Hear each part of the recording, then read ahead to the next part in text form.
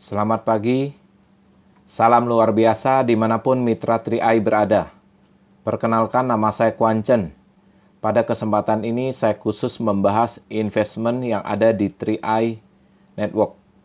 Produk 3i merupakan produk investasi jangka panjang, seperti tabungan.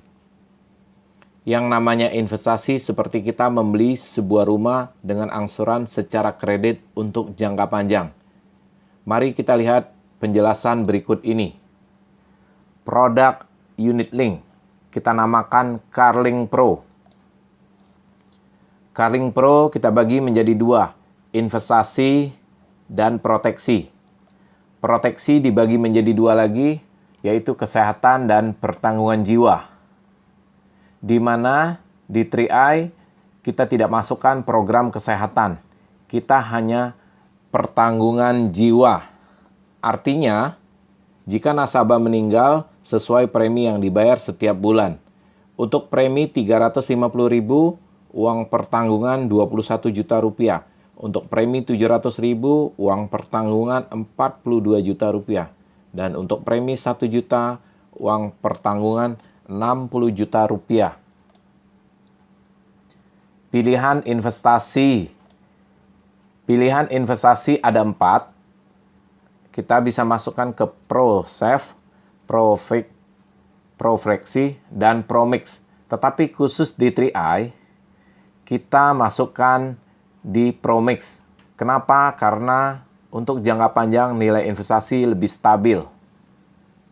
Dan alokasi dana kita saham 10-90%, obligasi 10-90%, dan pasar uang 20-80%.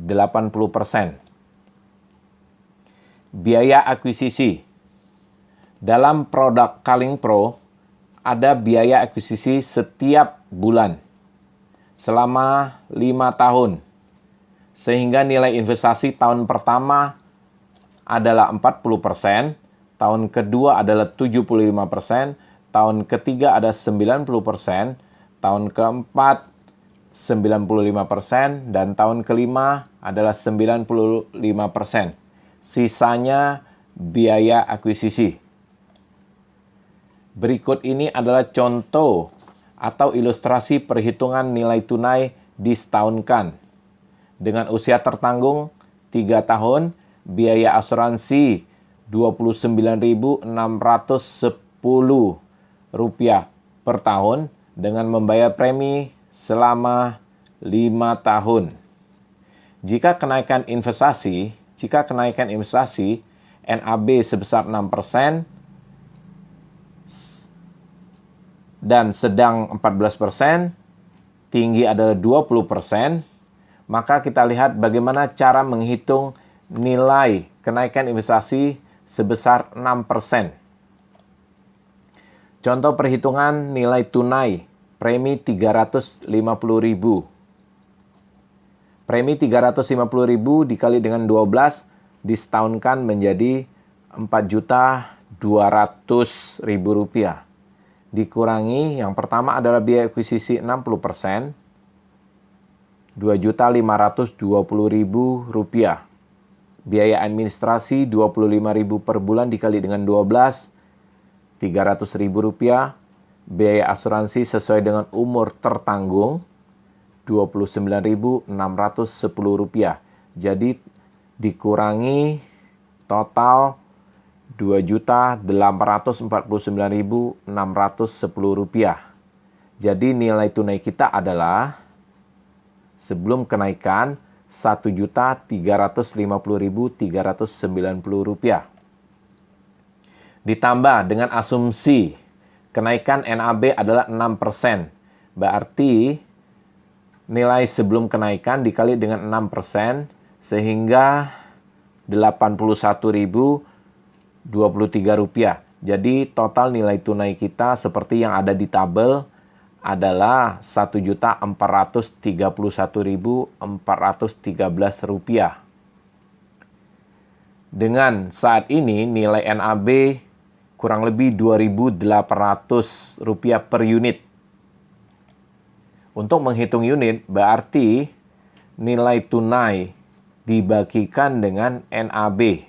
Berarti Rp1.431.413 dibagi dengan 2.800 sehingga mendapat unit 511,22. Inilah yang namanya unit link, mendapat unit.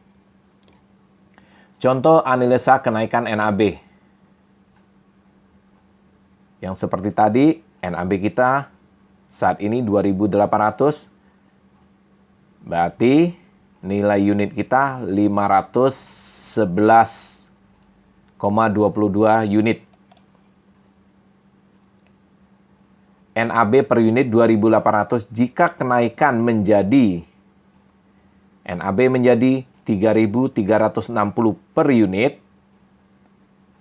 maka nilai tunai kita menjadi 3.360 dikali unit yang sudah kita dapatkan, sehingga uang kita menjadi 1.717.699.